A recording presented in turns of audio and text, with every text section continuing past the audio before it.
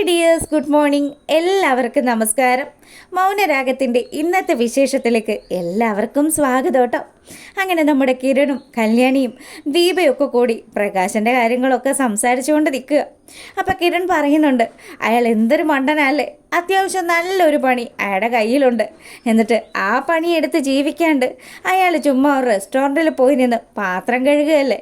എൻ്റെ കിരണേട്ടാ, ഭക്ഷണം കഴിച്ചിട്ട് കാശ് കൊടുക്കാനില്ലാത്തതുകൊണ്ടല്ലേ അയാൾ ആ ഒരു പണി ചെയ്യുന്നത്. അയാൾ അങ്ങനെ കഷ്ടപ്പെടുന്ന കൂട്ടത്തിലൊന്നും അല്ല മോളെ. അയാൾക്ക് എവിടെയെങ്കിലും ഇരുന്നുണ്ണാനായിട്ട് അവസരം കിട്ടിയാൽ അയാളത് മുതലാക്കുന്ന കൂട്ടത്തില്ല.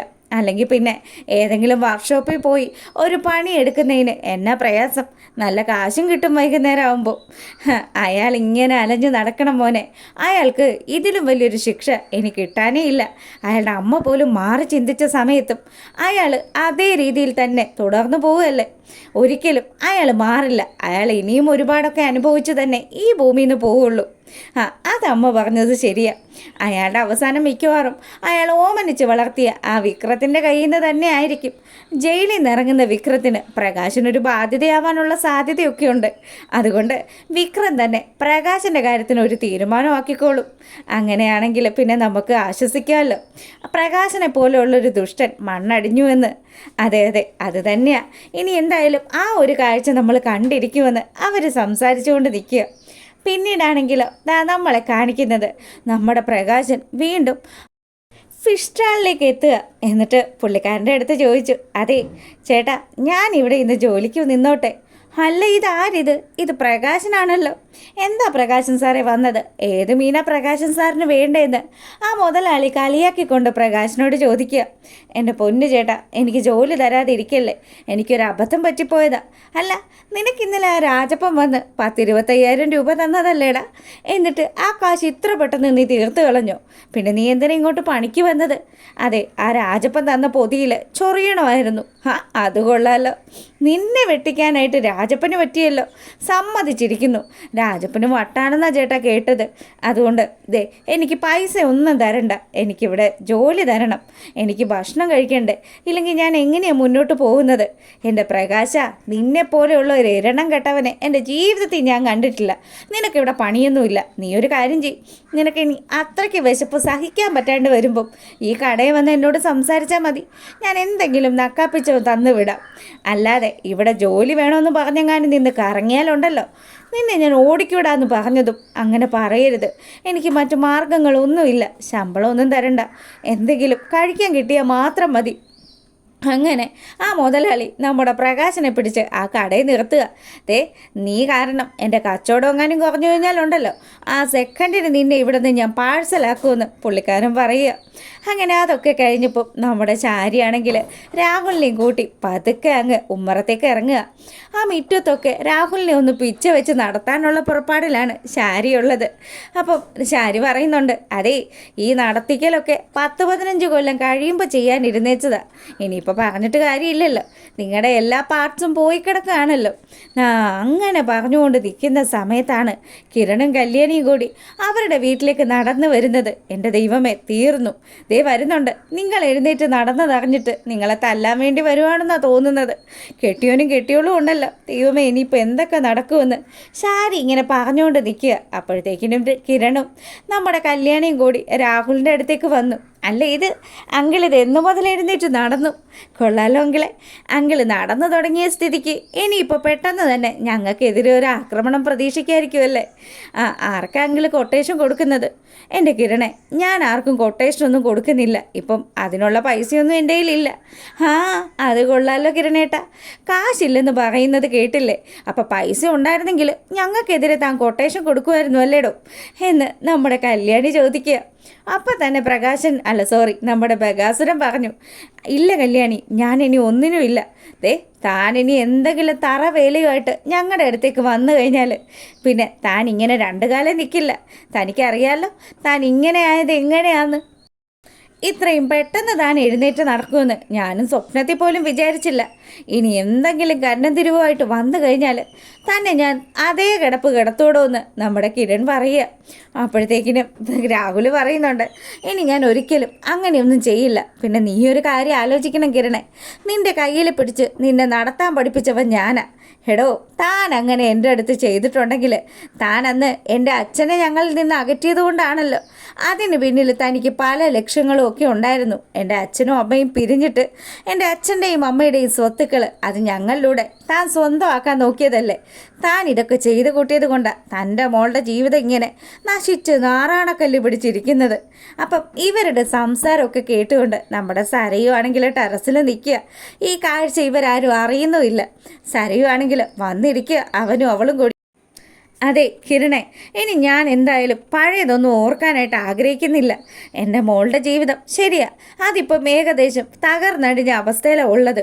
ഇനി ദയവ് ചെയ്ത് നിങ്ങൾ ഇവിടെ വന്ന് ബാക്കി കാര്യങ്ങൾ കൂടി എൻ്റെ മോളെ അറിയിക്കരുതെന്ന് ബകാസുരം പറയുക. താൻ മര്യാദക്ക് ജീവിച്ചാൽ തൻ്റെ മോളുടെ കാര്യങ്ങൾ ഞങ്ങൾ ആരോടും പറയില്ല. അല്ലെങ്കിൽ ഉണ്ടല്ലോ, മനോഹരനെ പോലെയുള്ള ഒരുത്തൻ തൻ്റെ മോളുടെ ജീവിതത്തിൽ ഇങ്ങനെ അട്ട കിടക്കുന്നത് പോലെ കിടന്നിരിക്കും. അവളുടെ സ്വർണവും പണവും ഒക്കെ അവൻ അപഹരിച്ചിട്ട് അവസാനം തൻ്റെ മോൾക്ക് ഒരു കുഞ്ഞിനെ കൂടെ സമ്മാനിച്ചിട്ട് അവൻ ഈ നാട്ടിൽ നിന്ന് തന്നെ പോവും. അത് അധികം താമസിയാതെ നടക്കൂടോ. താൻ ഞങ്ങളെയൊക്കെ പഞ്ഞിക്കിടാൻ നോക്കിയിട്ട് ഇപ്പം താനാണല്ലോ ഇങ്ങനെയുള്ളൊരവസ്ഥയിൽ വന്നിരിക്കുന്നതെന്ന് നമ്മുടെ രാഹുലിൻ്റെ മുഖത്ത് നോക്കി കിരണും കല്യാണിയും പറഞ്ഞിട്ട് അവരവിടെ നിന്ന് ഇറങ്ങിപ്പോവാം. ഈ സമയമാണെങ്കിൽ കല്യാണിയെയും കിരണിനെയും കുറിച്ച് ആലോചിച്ചുകൊണ്ട് ദേഷ്യത്തോടു കൂടി നിൽക്കുക നമ്മുടെ സരയും. എങ്ങനെയെങ്കിലും ഇവളുടെ അഹങ്കാരം അവസാനിപ്പിക്കണമല്ലോ. തൻ്റെ ജീവിതം ഏകദേശം തകർന്ന രീതിയിൽ അച്ഛനും അമ്മയും ഒക്കെ സംസാരിക്കുന്നത്. അവരൊക്കെ കല്യാണിയുടെയും കിരണിൻ്റെയും മുന്നിൽ എന്തൊക്കെയോ ഭയപ്പെടുന്നുമുണ്ട്. അങ്ങനെയാണെങ്കിൽ ആ ഒരവസ്ഥയിൽ തനിക്കിനി മുന്നോട്ട് പോകണമെങ്കിൽ ഈ സാഹചര്യം മറികടന്നേ പറ്റുള്ളൂ. അവരുടെയൊക്കെ മുന്നിൽ തനിക്ക് ജയിക്കണം. അതിനുവേണ്ടി എന്ത് ചെയ്യാൻ തനിക്ക് മടിയില്ല എന്നൊക്കെ സരയു ആലോചിച്ച് കൂട്ടുക. ഈ സമയമാണെങ്കിൽ നമ്മുടെ സരയുടെ റൂമിലേക്ക് ശാരി വരിക. ശാരിയെ കണ്ടതും നമ്മുടെ സരയു ചോദിച്ചു, എന്താ ഇങ്ങോട്ട് വന്നത്? അതെ മോളെ, നിൻ്റെ മുഖത്ത് നല്ല ടെൻഷൻ ഉണ്ടല്ലോ. നിനക്ക് എന്തോ ഒരു വിഷമം പോലെ തോന്നുവാണല്ലോ. എന്ത് പറ്റി മോളെ?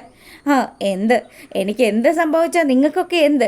ദേ ഞാനേ ഇപ്പോൾ കുറച്ച് ടെൻഷനില്ല. നിങ്ങൾ ഈ റൂമിൽ നിന്ന് പോയിക്കേ, എനിക്ക് നിങ്ങളോടൊന്നും സംസാരിക്കാനില്ല എന്ന് സരയു നമ്മുടെ ശാരിയോട് പറയുക.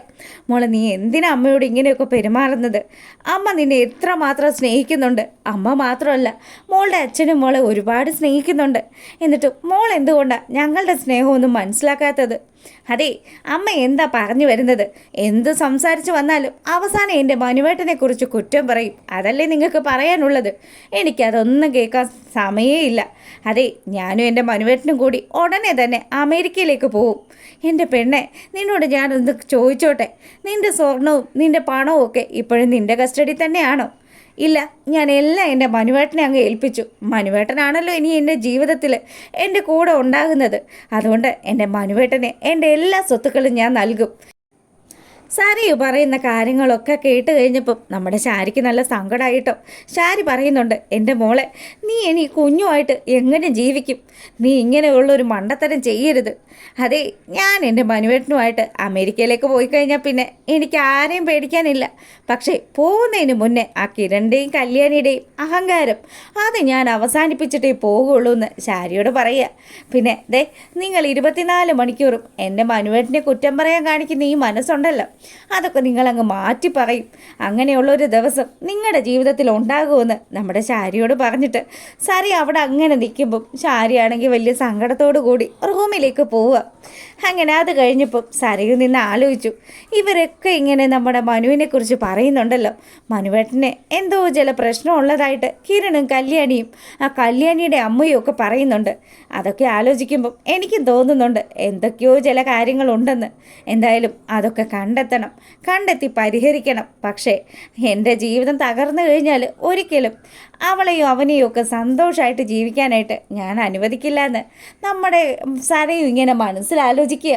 അങ്ങനെ ഇവിടെ ഈ കാര്യങ്ങളൊക്കെ നടക്കുമ്പോൾ നമ്മളെ കാണിക്കുന്നത് നമ്മുടെ താരയിൽ നിന്ന് തുണി അലക്കുന്നത്. അപ്പം താരയുടെ അടുത്തേക്ക് ദീപ ചെന്നിട്ട് പറഞ്ഞു, എന്താ താര ഇത്, ഈ പണിയൊക്കെ ഇവിടെ ചെയ്യാനായിട്ട് ശാന്തേച്ചി ഉണ്ടല്ലോ. പിന്നെ താരയ്ക്കൊരു ഒരു ധാരണയുണ്ട്, താര ഈ വീട്ടിലെ ജോലിക്കാരിയാണെന്ന്. താര ഈ ജോലിയൊക്കെ ചെയ്യുന്നതെങ്ങാനും കിരണും കല്യാണിയും കണ്ടു കഴിഞ്ഞാലുണ്ടല്ലോ, അവർ എന്നെ വഴക്ക് പറയും. അല്ലെങ്കിൽ തന്നെ താരയുടെ എല്ലാ കാര്യങ്ങളും നോക്കാനായിട്ട് അവരെന്നെ ഏൽപ്പിച്ചിരിക്കുന്നത്. അതിൻ്റെ ഇടയ്ക്ക് താര ഇങ്ങനെ ഒരു പണി കാണിക്കല്ലേ എന്ന് നമ്മുടെ ദീപ പറഞ്ഞതും താരയാണെങ്കിലോ അതൊന്നും ഒരു പ്രശ്നവും ഇല്ല എന്നുള്ള രീതിയിൽ അവളോട് സംസാരിക്കുക. ഇതൊക്കെ ഞാനൊരു സന്തോഷം കൊണ്ട് ചെയ്യുന്നതല്ലേ, ഞാനും ഈ വീട്ടിലെ അംഗമാണെന്നൊക്കെ എനിക്കും അറിയാമെന്ന് താര പറഞ്ഞുകൊണ്ട് നിൽക്കുമ്പം നമ്മുടെ സരയു അവരുടെ വീട്ടിലേക്ക് കയറി വരിക.